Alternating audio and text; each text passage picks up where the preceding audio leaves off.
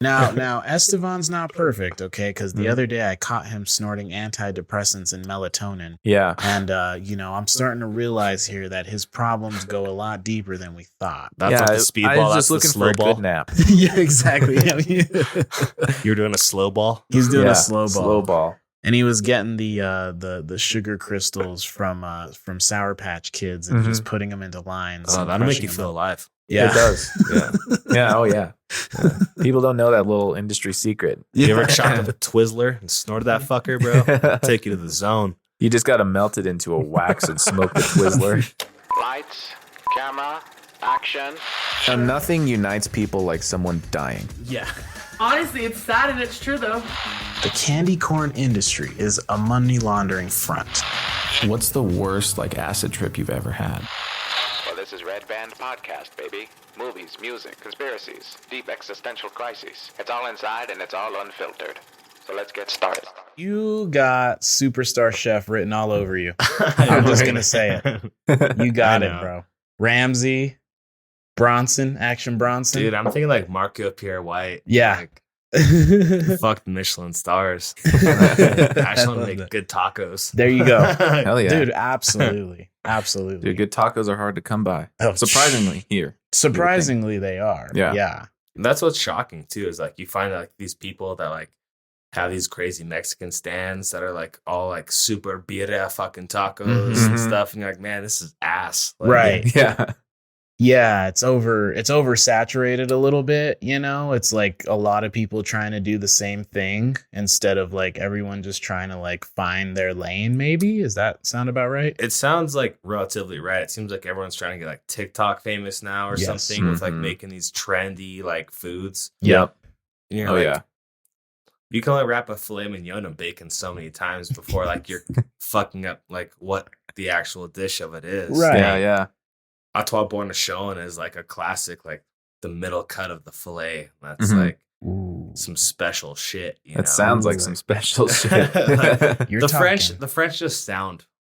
They cool. know. Yeah. Oh yeah. You're talking dirty to me now with this food shit, right? I thought you were supposed to cater this episode right here. Right? Hey, you know what? Actually, I guess I was supposed to, but It's all good. It's all good.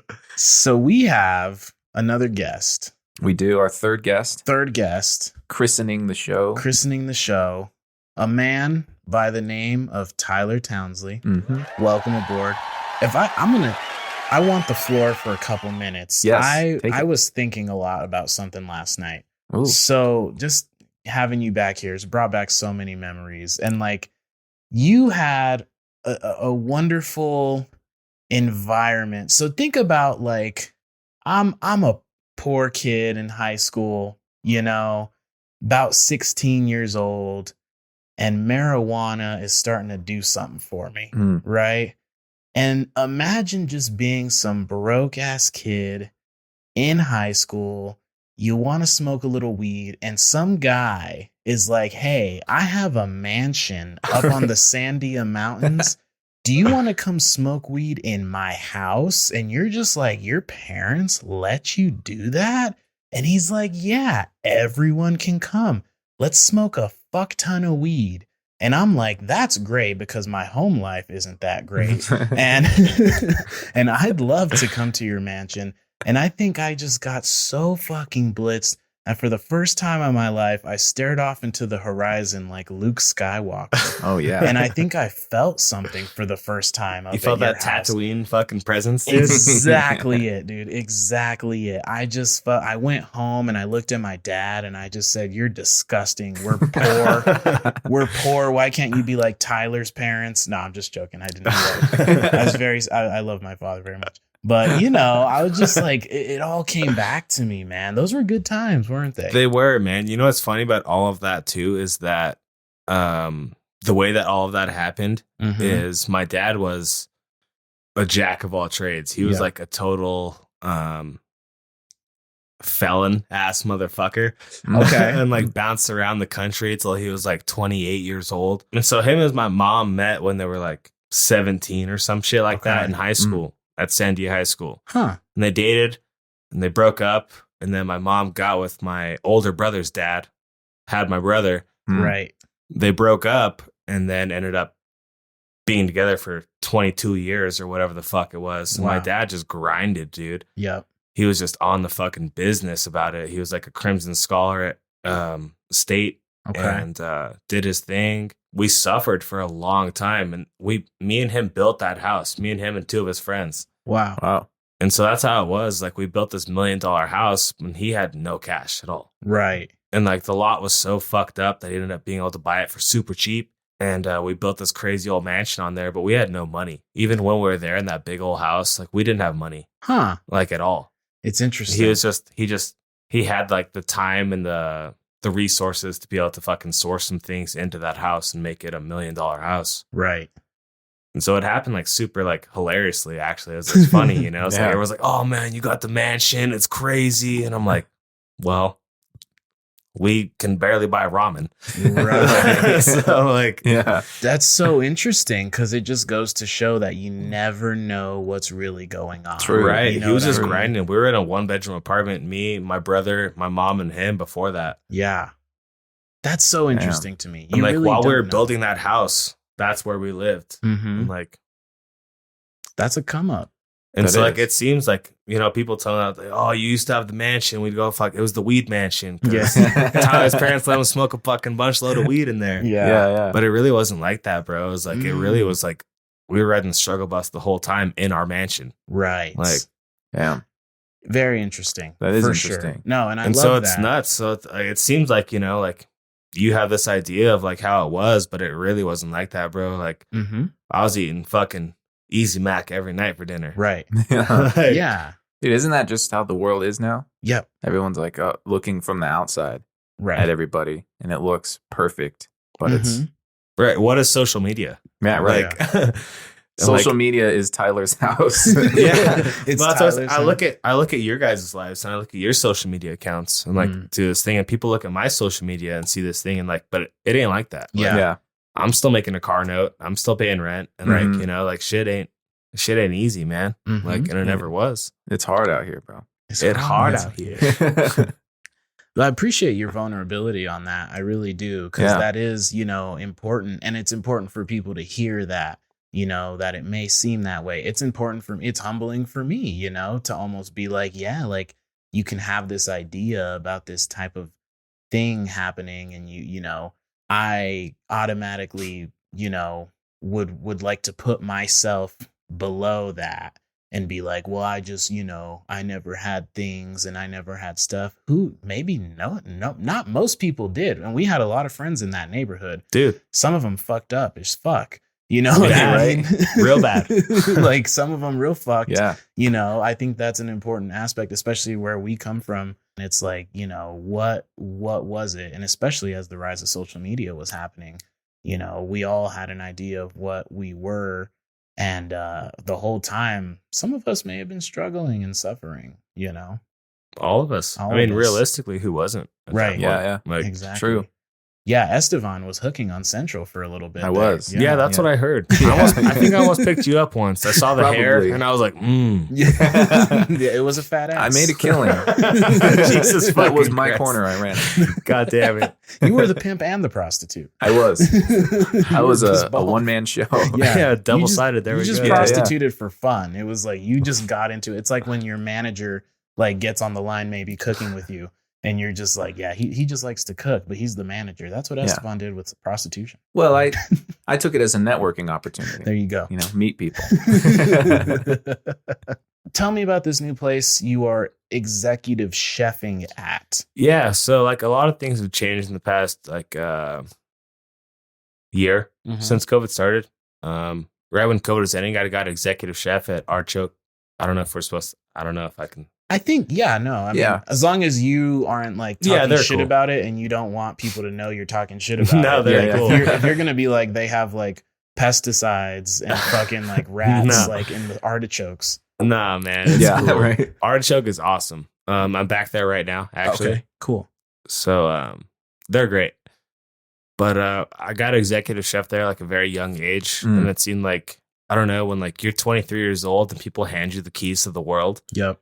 Yeah. it seems like it's very like toxic kind of thing to try to do to someone. Yeah. And like, I don't mean that in like a malicious way that they're like, oh, let's fuck this kid's life up. But I mean, like, so we could dip in like John Jones, right? Yeah. I mean, he's the greatest fighter to ever live. We can all pretty much relatively agree on that. Like, I mean, he's the man. For sure. But he got the keys to the world handed to him at 23 years old. Mm-hmm.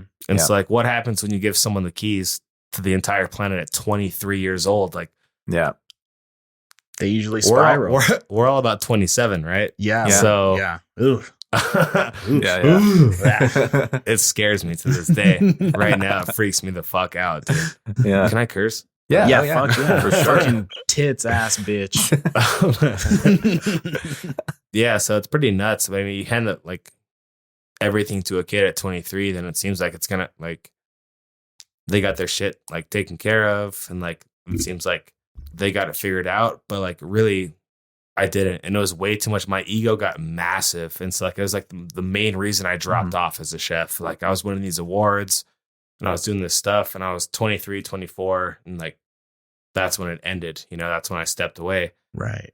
The like ego that it gives you is like insurmountable, bro, because you think you're just the fucking best thing since sliced bread. Yeah, like, you're actually not the hottest shit in town. You're actually like, yeah, very green in the industry and don't know what the hell you're doing. It kind of bleeds you out. Yeah. Like, because you're in your mind, you're already the man. Yeah. Yes. You know? Mm-hmm. And so like it definitely gave me a massive head.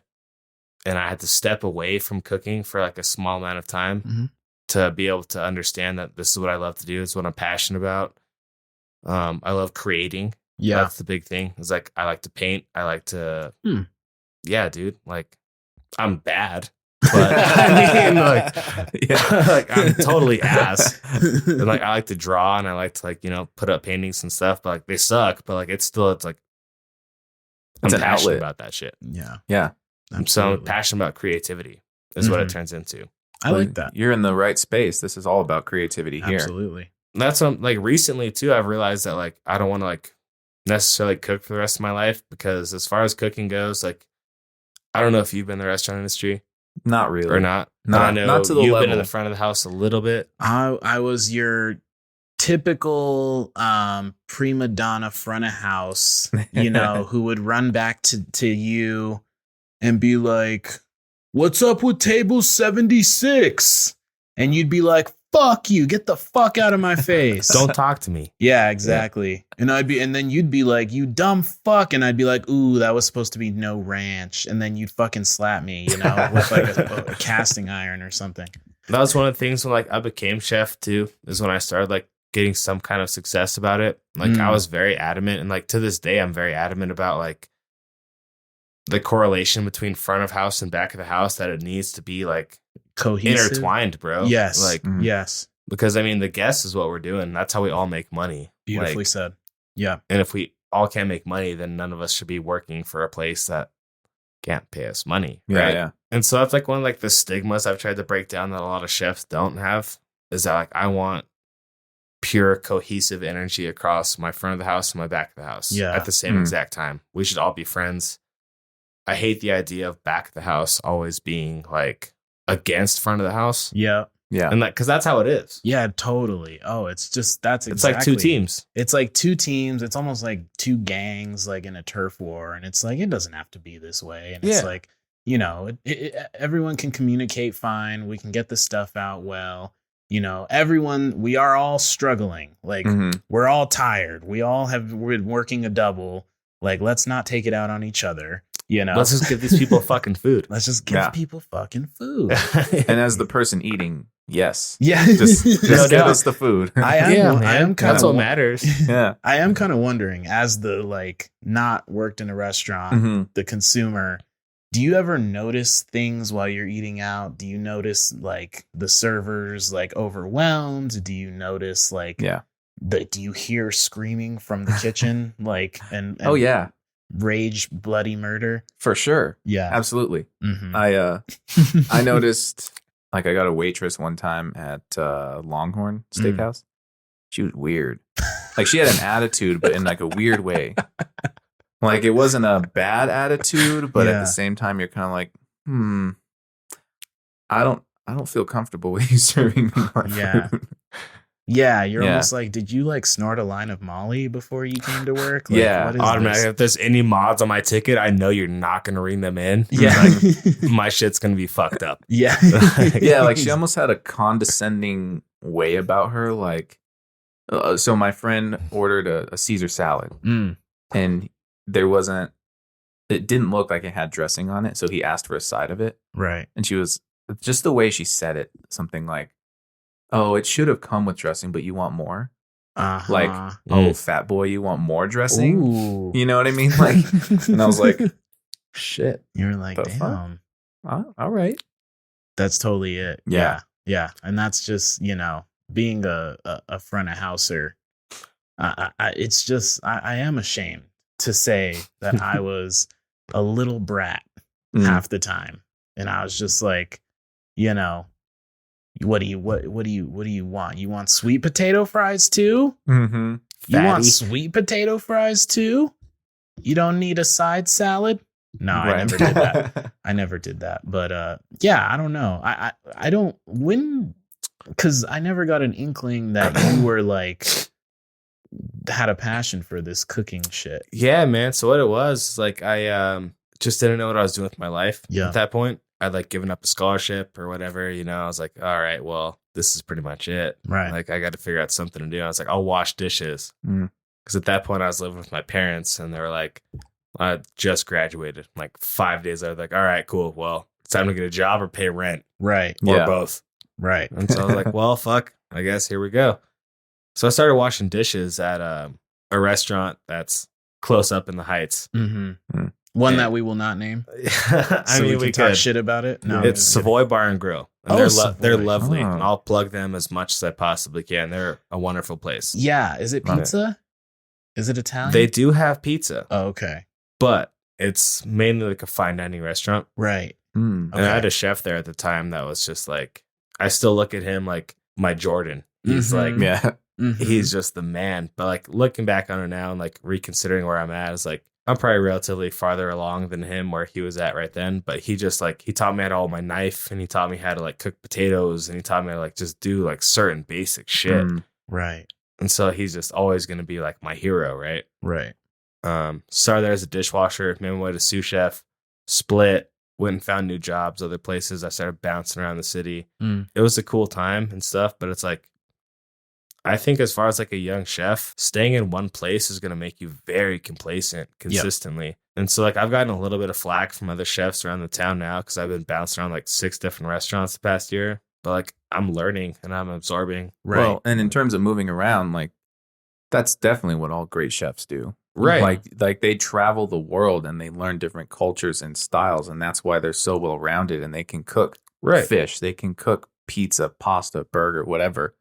Like, do you think someone like Gordon Ramsay just stayed at one restaurant his whole life? And Right. figured Yeah, everything for a out? couple of years. This is the longest he's been somewhere. And so like, Right, I've yeah. had a lot of flack lately from like, there's a very like close-knit chef market, like within the town. Like all of us are very like interconnected and intertwined. Mhm. We all know each other. We all follow each other on Instagram and like whatever bullshit. you know? Yeah. Yeah.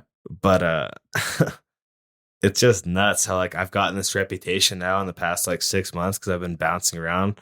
Mhm. Like Tyler's flighty. Mm. And like, But it doesn't seem like that. It seems like you have good relationships with a lot of different places, and you're kind of able to do whatever. And it doesn't even like you said you went back to Artichoke, right? Right. So obviously you didn't leave on flighty terms where they Right. were like, we better, we're not going to take Tyler back because he's just going to leave again. Like it seems like they just don't give a shit. And that's really kind of how restaurants are too. Like Right. the amount of times I've been told you can come back here whenever you want, and like, even if I have left on not great terms, like going to rehab, and like Yeah. they're still like, You want can a come job? back." Yeah, Yeah. exactly. Like, Sure. I don't care. Exactly. The food industry seems like one of the most welcoming industries. Like you can have a person with the cleanest record working, and you can also have an ex-convict working in the same place. And Yeah. it's food. And having fun, Yeah. and like, I've got a full sleeve of tattoos, and on my knuckles I have tattoos, and I have a bleach blonde mohawk. So There I you mean, go. like relatively, like Yeah. you can pretty much do whatever the hell you want. Yeah, Like, yeah. You can, and You it's can. like, it's funny. Like I remember like when I learned that one of the reasons my dad continues to work at restaurants was because they weren't going to drug test you when you got hired. And like, he wanted to keep smoking that green. You know? And he was like, this is what I do. I smoke my weed. I serve some tables. And I was like, sounds about right. Sounds good to me. Yeah. I got to speak for the people real quick. Yes, please. As the outsider looking in, because this seems to happen to me everywhere I go in some way, shape, or form. Asking for something on the menu for the restaurant to do, and they say they can't do it when they clearly have the capabilities to do it. And I'm not talking super extravagant. I'll give you a brief example. You go to Freddy's. Right. They have their sauce, whatever they call it, California style. Mm-hmm. So they clearly have the sauce to put on the burger to make that California style. Right. All I'm asking is for California style fries. Ooh. And they say, we can't do that. Right. Now, the outsider goes, why not? You have the fries, you have the sauce. Put the fucking things together and give it to me. You got cheese. Make you it got happen, cheese, bro. make it happen. Yeah. Yeah. Why does that happen?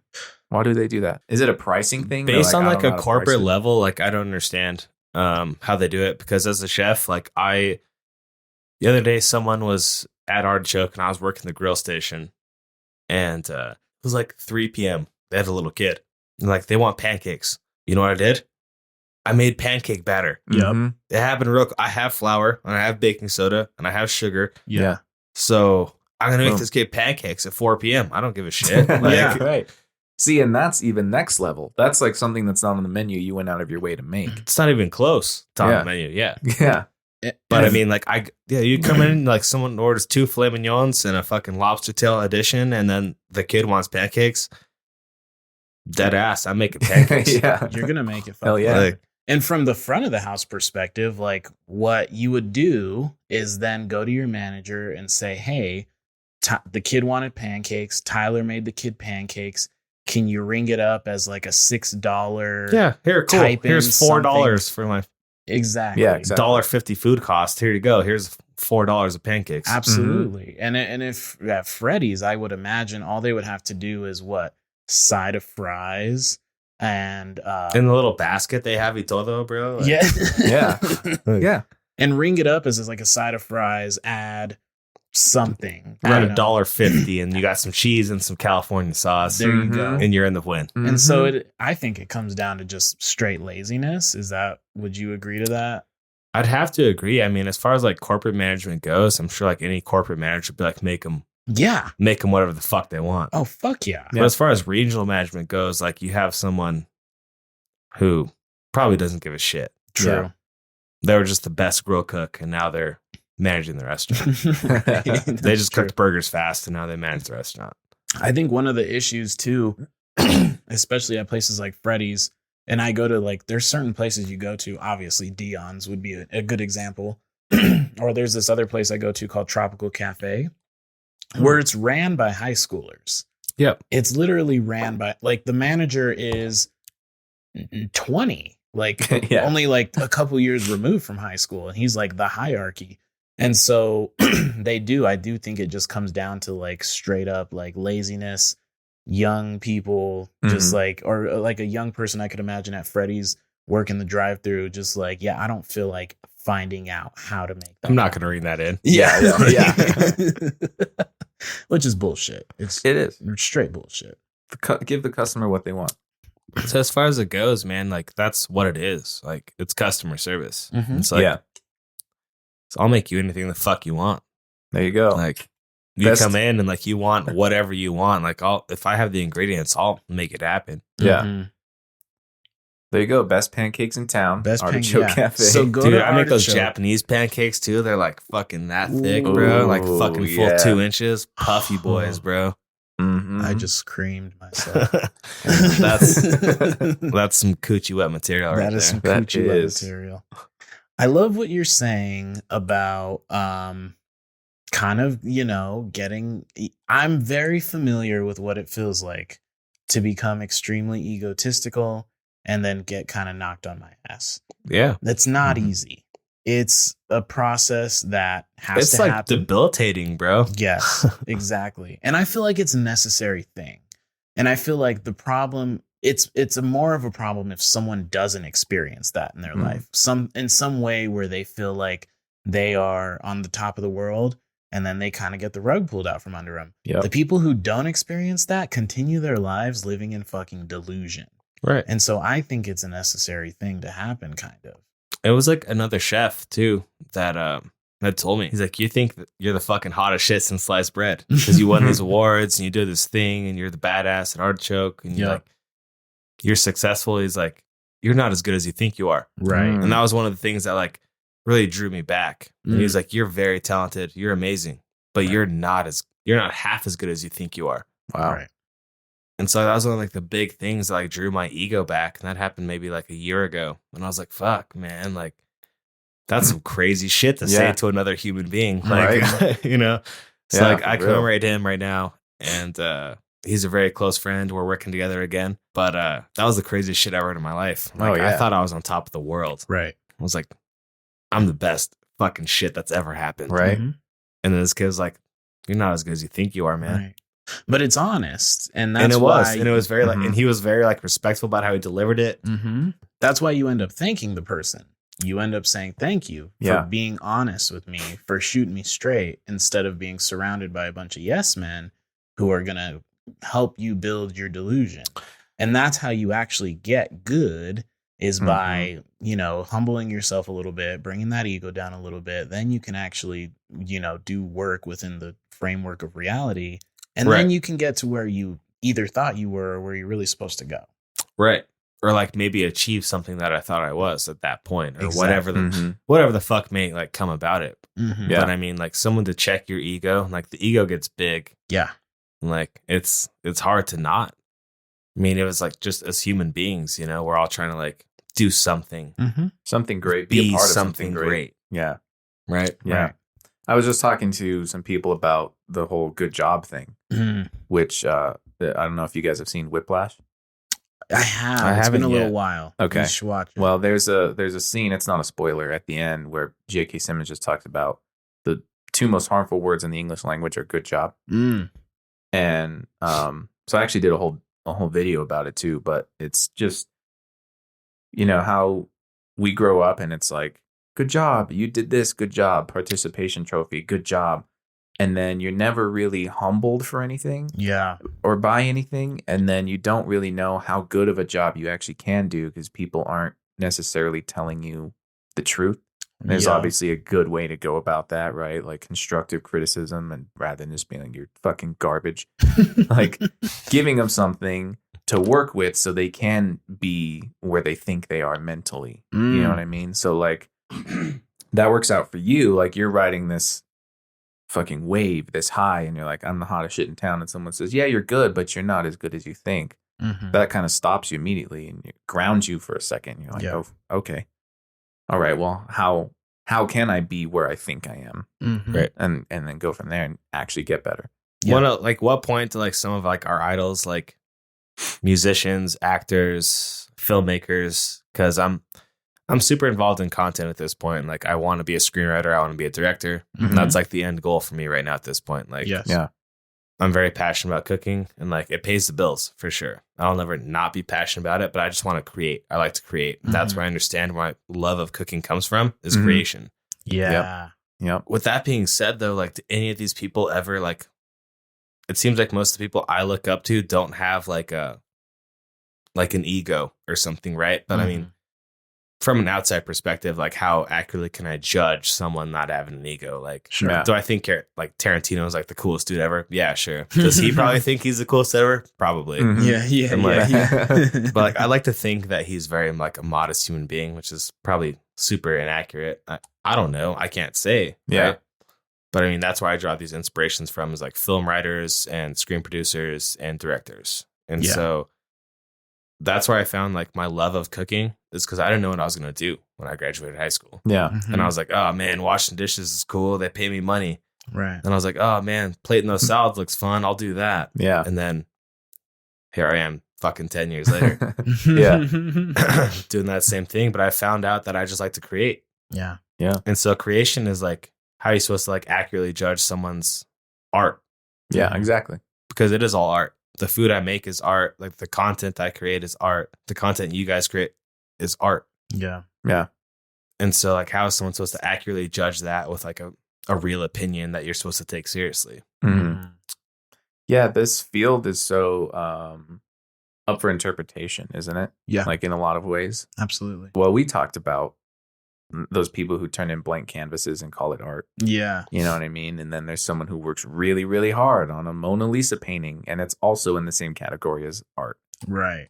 But the fact of the matter is, yeah, anything that you create, that you take from your mind and make a physical manifestation of, it is a creation. It is. And there's heart and soul behind it. Hopefully you're not just like half-assing something. But Right. yeah, there's intention behind it, and creating is such an outlet. Like we were talking with Elijah, like this has been a good outlet for him. And now it's something that's allowed you to channel all that comedic energy that you have, channel it here in a healthy environment and still be able to create and do things that you love. So that's good. Like just finding spaces where you can express yourself creatively and enjoy doing it.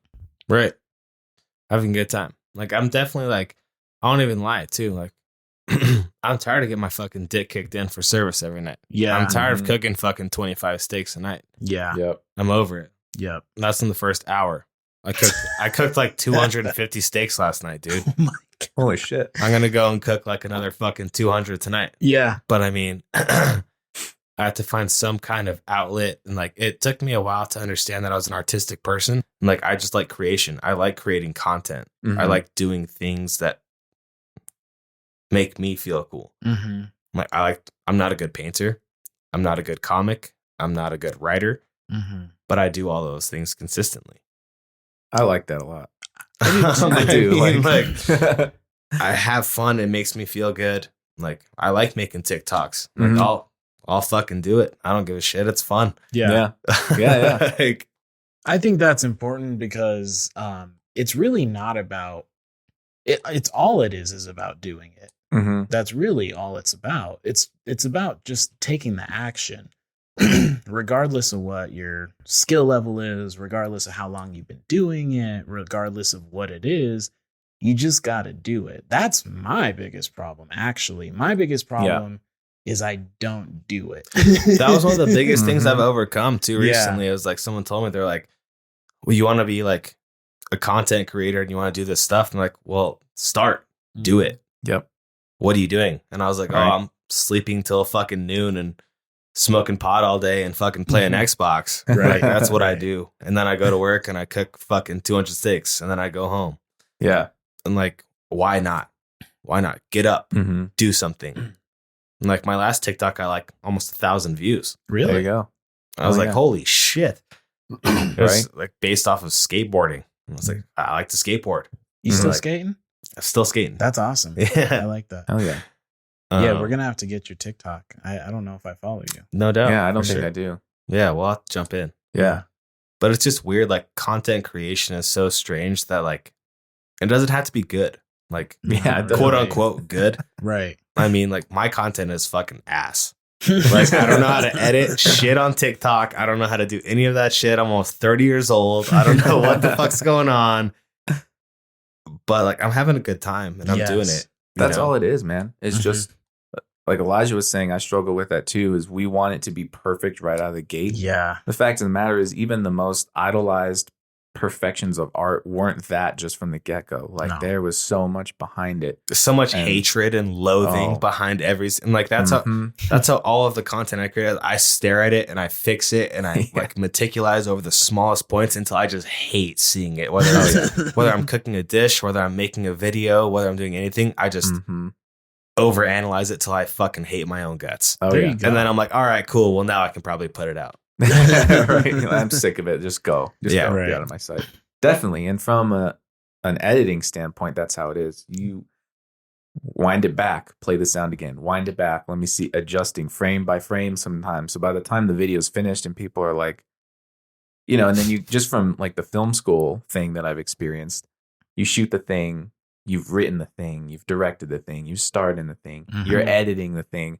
Then you gotta show it every single week to the class so they can see your updates. and then you show it at the end of the year, and then it's in a festival, and you show that, and then your friends and family want to see it. So by the time you're hate like it so sick of much. it, you're like, I've seen this video 100 times. I'm done watching this. I thing. loathe this. Yeah. I never want to watch my own video again. And like, Yeah. you just leave it. But you know, going and doing the thing is very important. I think that's what art is, to like the extent, you know? Yeah. I mean, that's what I think any artist, no matter what it is, like culinarily or like videography or anything, like any kind of art that you do, overanalyze it until you hate everything about it, until you almost want to scrap the entire thing. Yeah. And that's the moment that you can be like, all right, I can put this content out. I'm ready to completely get rid of it for the rest of my life. I never want to see it again. Yeah. And you're like, all right, now it's ready. Now Well, it's time. what's unfortunate about that too is like you think about how many pieces of art we haven't gotten to see because someone created it and then went, nobody's gonna like this, and they stash it away. And Right. that almost happened to, I made this hot chocolate video about a year ago. And it was just an idea that came to me literally out of nowhere. The words just flowed perfectly onto the page. I didn't really even struggle thinking of the idea. And I was excited about it, and I made it. And then as I was editing it, I almost didn't put it out. I was like, this is dumb. Like, or this is going to offend someone, or nobody's going to like this, or Right. whatever. And then I just took the leap, put it out, and it ended up being, I think, my most popular video ever, even over anything I've done in film school. And it was this 2-minute thrown together at the last minute thing. Right. And so I just think about like, what if I sat on that video Right. and never put it out? Mm-hmm. How many masterpieces have we missed out on? Yeah. Like, Exactly. And like those things on social media are so hard to predict. This actually just happened to me. I posted a story yesterday on Instagram and I was playing shuffleboard with some friends. And I was like, oh, it'd be cool to see this in slow motion. So I took my phone and I just did slow-mo on it and posted it on my Instagram story with a little song. Yeah. No thought, really. No, not a whole lot of effort. that video was dope though. I just watched it. Thanks. And like, you look at that compared to something where I do sit here at the computer for Right. hours and I'm painstakingly editing something and put it out, and it gets maybe like 5 likes. Right. And then I post a simple Instagram story like that and people are responding to it like, dude, that was sick. That was so cool and all this stuff. And I'm like, what? Why do What I do you try mean? sometimes? Right. Like, you know what I mean? So that's just the world though. Unpredictable. That's Completely unpredictable, yeah. unpredictable. Especially in the social media age. You don't know what's gonna hit, you know? Mhm. That's what's funny. You'll get like a TikTok video and it's like an old person trying to figure out how to use TikTok. Yeah. And all of a sudden it blows up because that's actually kind of hilarious. Right. And it's just some old guy turning the camera on himself and just being like, what the fuck? And he's just like, how do I search in fat ass How many of titties? those are staged though at this point? Like, Oh, you yeah. see True. like things that like you see on there and you're like, man, that's just like, you could do, yeah. that's just you're clearly right. like terrible acting. Mhm. And you just like gave your grandpa the phone and like, Yeah, yeah. Well, those You're- couple talks, Oh my god. I Man. always question those all the time because I'm like, okay, clearly you're a couple that's known for doing this. At Right. what point, when your significant other starts acting weird, do you go, okay, where's the fucking camera? playing pranks, Right, playing right. a prank on my boyfriend. And you're like, yeah, well, I mean, I've seen 14 videos, the same exact title. Yeah. Mhm. Yeah.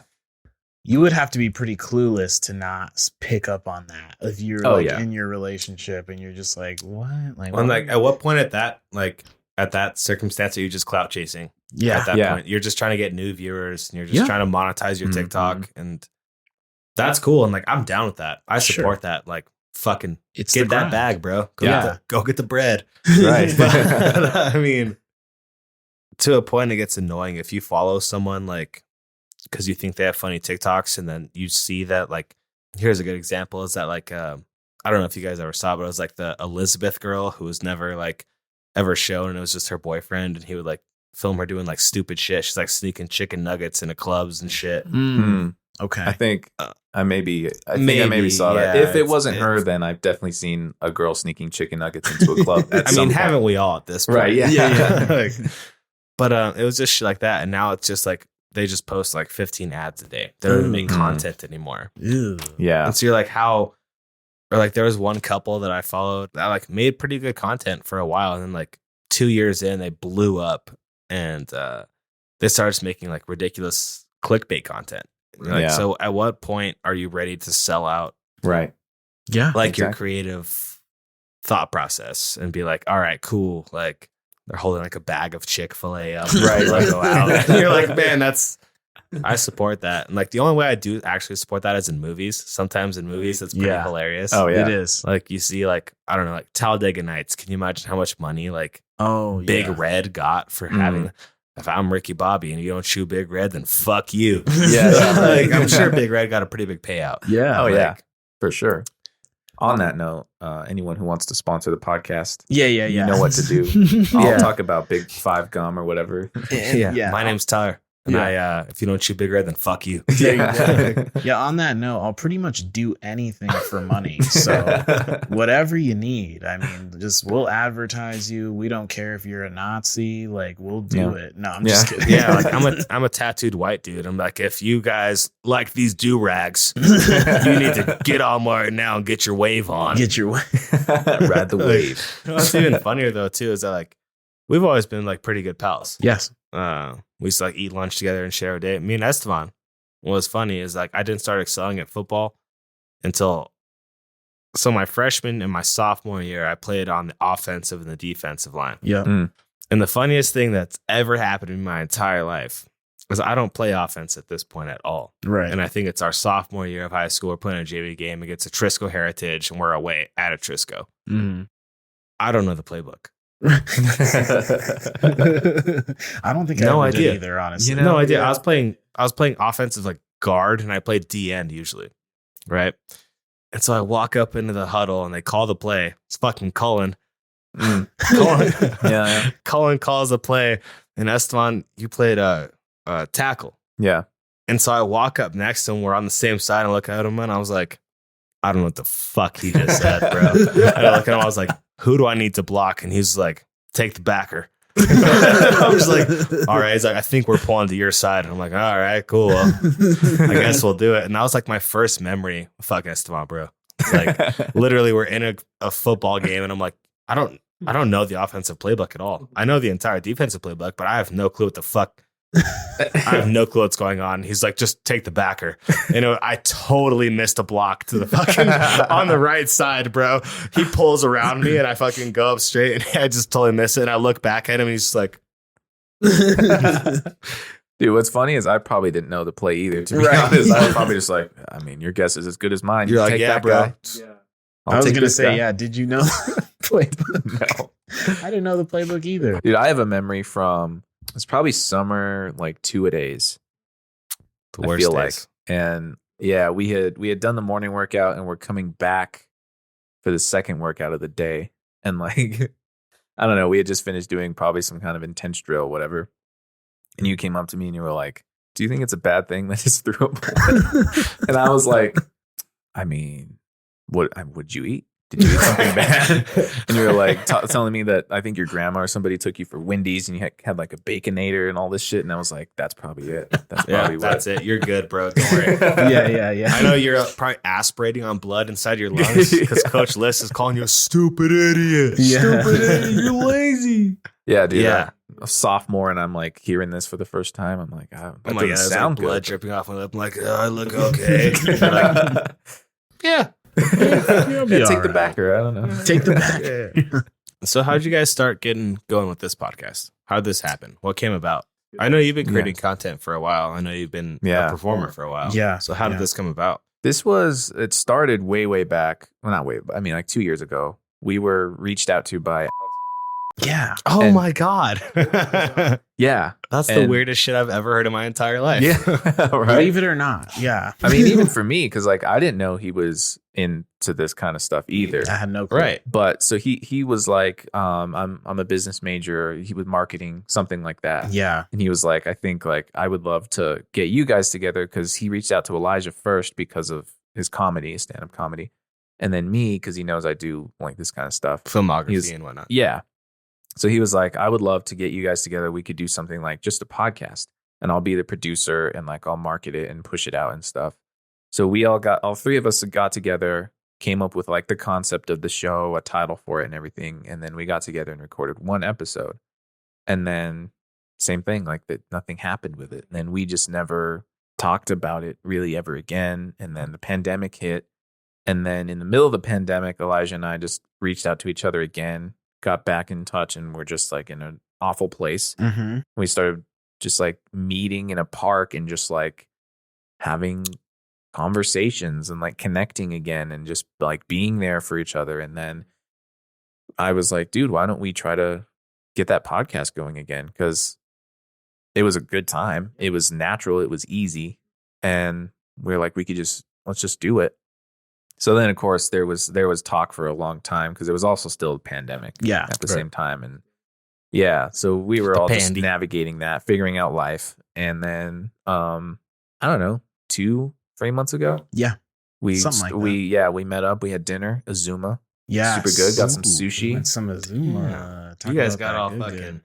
sexy with it. Yeah, sexy with it. You know how we do some it here. aphrodisiacs up in this conversation, homie. Get the juices flowing, you know what I mean? And that was when we started talking about it seriously. You're like, okay, let's come up with a concept. Let's do some research on like podcasts that are out there and like how we might want to go about it, long form, short form, all those kinds of things.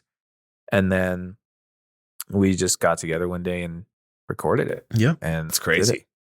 Because that's what I'm like, my whole idea is right now. And so like being on this podcast right now is like, I've been like thinking about this for so many days in a row. It's like that, man, like this is my chance to get in with two people who have like some like legitimate clout within like what's going on within filmography, comedy, podcasting, social media. Like you guys have like a significant following.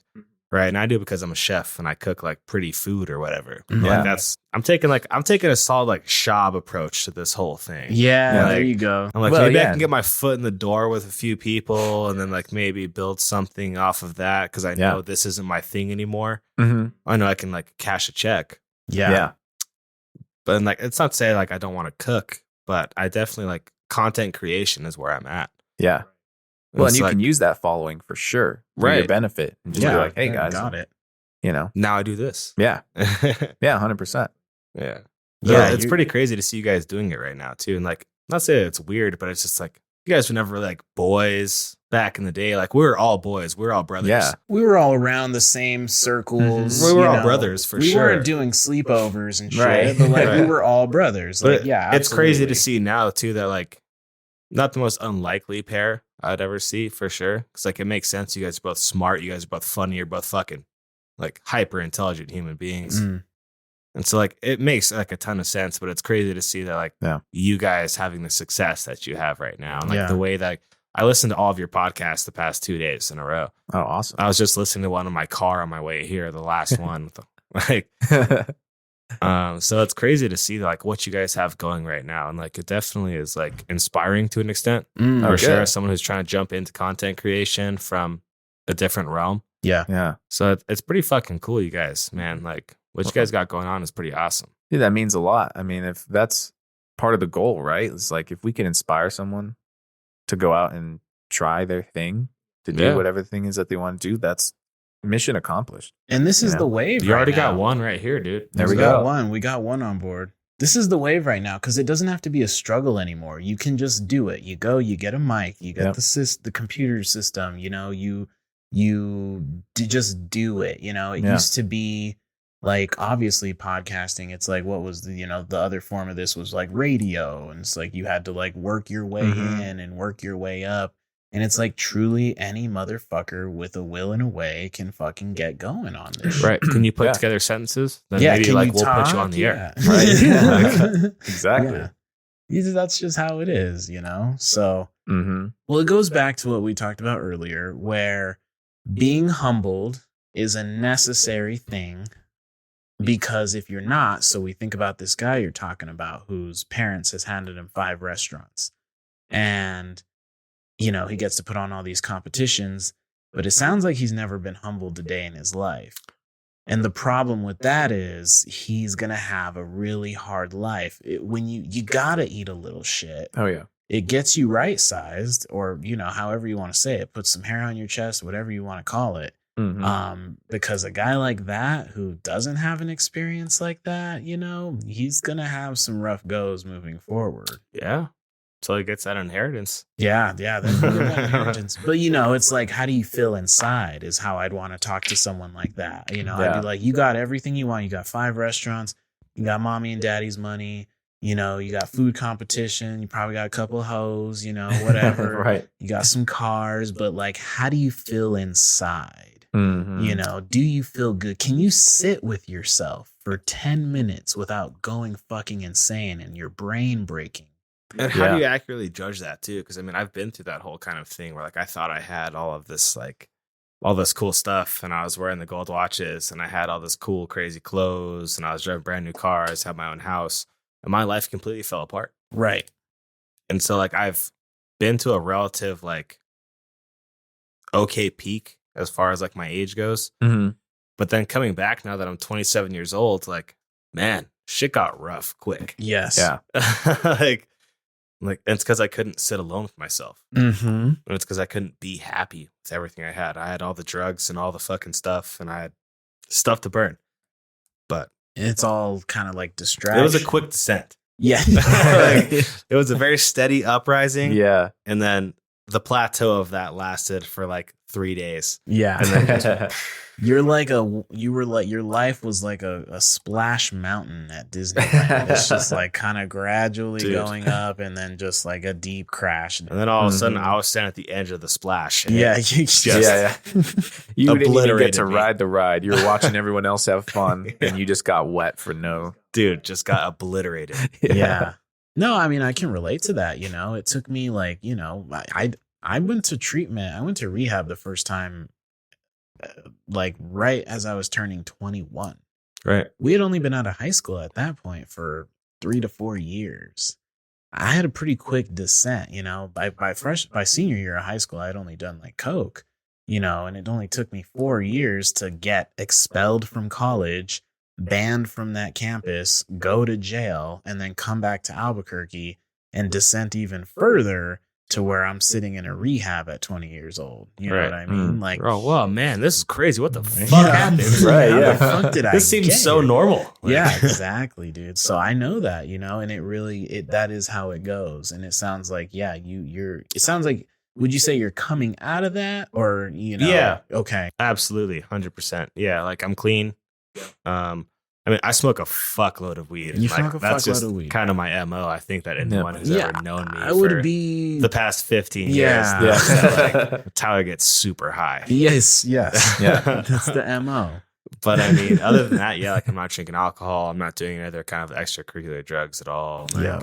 my brain feels better. Yeah. Like, It really does. Oh, yeah. Estevan just clearly has an alcohol problem with all the Right. goddamn bottles he has in Solid. here. No, I'm just kidding. No, Solid, my yeah. favorite thing about that is like for Estevan, it's like if that was in my place, I'd be devouring every last drop. right. I'm not capable of having like, it's like I'll still have a beer here every once in a while. Or Right. so like Mm. if we're out with friends or we go out for a drink or whatever the fuck, like I'll have one glass of beer, but that's where it ends. Cause if I take anything farther than that, then like I'm just falling off the rails. And like I Right. don't have the mental capacity, stability, or control to be able to not chug as much rum as I possibly can.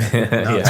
totally. Now Estevan's not perfect, okay? Because the Mhm. other day I caught him snorting antidepressants and melatonin. Yeah. And, you know, I'm starting to realize here that his problems go a lot deeper than we thought. That's yeah, not the I speedball. was That's just the looking slow for a ball. good nap. Yeah, exactly. Yeah. You're doing a slow ball. He's doing Yeah, a slow ball. Slow ball. And he was getting the sugar crystals from Sour Patch Kids and just putting them into lines. Oh, and that'll make crushing you them feel up. alive. Yeah. It does. Yeah.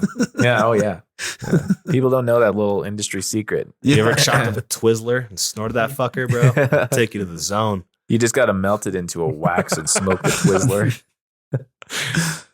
Oh. That's horrible. Like I said, I feel like I've listened to all your guys' podcasts so far today. And like I feel like I've been a less than comedic guest. I feel like we've done some like very serious conversations. Is there anything you guys want to ask me? You know, and that's the great thing about what we want to do with this podcast Yeah. is like we might have an outlandish comedic one, but then we do talk a lot of, you know, hard hitting, Yeah. serious shit, kind of semi-depressing things. But Yeah, like, I know. I feel like I'm just like making everyone sad. No, after no, hearing no, my not at podcast. all, Like, yeah. man, that guy's needs some help. I'm a huge advocate for reality. Mhm, yeah, That's what 100%. I advocate for truth and reality. And that's like the Red Band brand is this raw, unfiltered, give it to you how it is, you know, like There's certain lines we try not to cross. yeah. Yeah, I feel like I've been like name dropping and talking about drug addictions and shit. I'm like, oh man, you're gonna be able to air like 20 minutes of my fucking entire session. I would have rather, and you set the tone immediately, because even I kind of came in and I almost wanted to do this like, hey, remember when we were doing Superbad in high school? And it was like, actually, you know, we're eating ramen noodles in $1 million home. And then that kind of was like, yeah, that's what I want to hear. yeah. That's because that's truth. Mhm. That's real. That's actually what it was. You know, I don't want a fabricated version. Yeah. We were just talking about social media and what that is. And it's like, that's not what I want. I want the And truth. like I'm guilty of all of it. Like I'd be far like pressed to say that all of us aren't guilty of it all. No, yeah, I mean, like absolutely. we can all pull up our Instagrams and be like, that's a very fabricated life. of You what see we how actually sexy all live. this fucking guy's Instagram? I know he's all pretty and shit. His Estevan hair's all done. He's like Carrion. fucking got a professional camera. He's like, that's mine too. I'm like, I'm like flipping a pan. Yeah. With the flame. giant with the flame fuck- in the yeah, kitchen. dude. Yeah, It's hell yeah. fucking. It's just a fabricated like idea of reality. yeah. And at what point is like, what is reality? Mhm. I don't know. Like, Dude.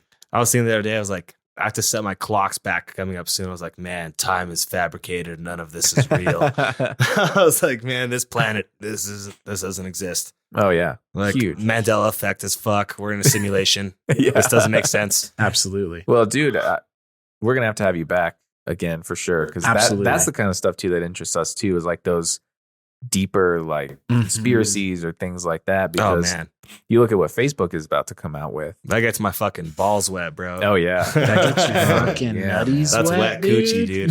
That's wet coochie material right there. I would love to talk about all that kind of Joe Rogan kind of shit. You know, Some like- Ho Hogan, dude. Yeah. We're going to need a part 2. Yeah. Absolutely. Oh man, it would be my absolute honor. I was so nervous to come here, and I've probably been babbling way too much. No. But I mean, like, Not even. this has been the coolest experience I've ever fucking had. What you got to only do in life, right, is show up and be who you are, Mhm. be where you're at, speak the truth Yeah. wherever you go. And that's what I'd prefer. I'd prefer, and you were plenty funny, by the way. Just Oh, so yeah. you know. Like, you were. Like, Absolutely. You were funny, definitely. But it's true that I'd rather have someone come on and talk about like the real gritty shit.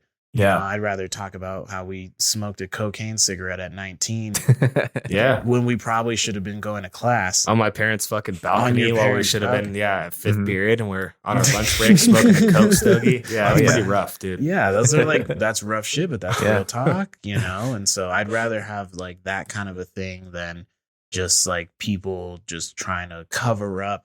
Come on here and show you my Instagram persona. Yeah, Yeah, show yeah, right. Instagram persona, you 100%. know. Yeah. Like, 'Cause no. you know how people are. They'll project out comedy to cover up what's real, Yeah. what's really Mhm. going on. And My I'm insecurities are against funny that. to me. Yeah, exactly. That's the, yes. Are you kidding me?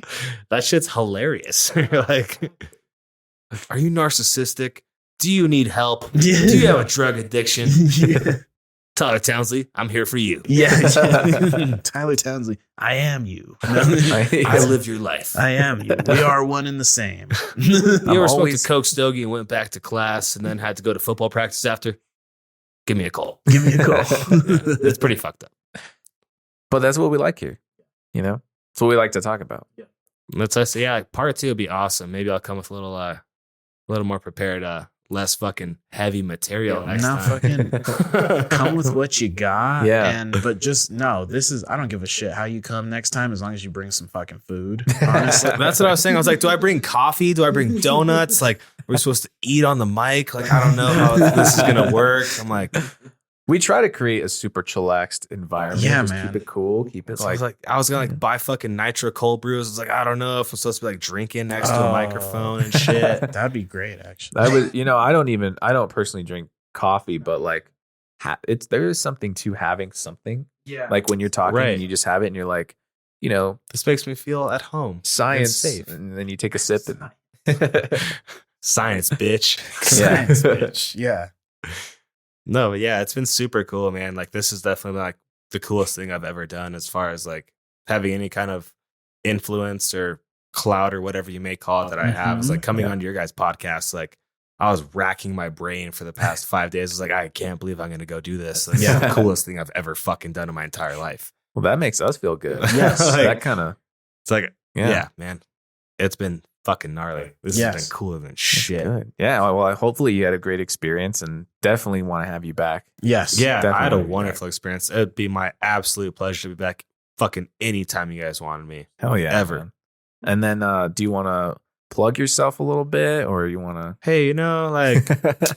we'll leave that in the fucking for part 2. Okay. I Okay. like that because you're in a transition. So Mhm. we're going to see. Like, we're Yeah. going to see what happens. Well, I and that's the guess. other thing too is like what I like about having creators on is having them on multiple times to follow their paths. Yeah. The journey of what you're going through, right? Exactly. Like Yeah. you might come on here one week and be like, I crushed it. Come on another week and be like, yo, I'm having a bad week. yeah, everything is falling apart. This Right. sucks. And I mean, if you take like artists or whatever, if you took Banksy and then like you had him on like the podcast, and then 1 year after that you had him on, you'd be like, oh yeah, I'm a multimillionaire now. And you're like, Right. well, yeah, I watched you eat like a cup of noodles last time you were here. right. I'd loan you 50 cents. I'm like, Mhm. Had to give you gas money just to drive here. yeah, so you could make it to the studio to record, and now you're a multimillionaire. Yeah, Yeah. absolutely. Yeah. And so like, yeah, man, I'd love to. It's been like an absolute honor to be on your guys' podcast. It's been like the coolest thing I've ever done. Oh, hell yeah. So part 2 would be like a way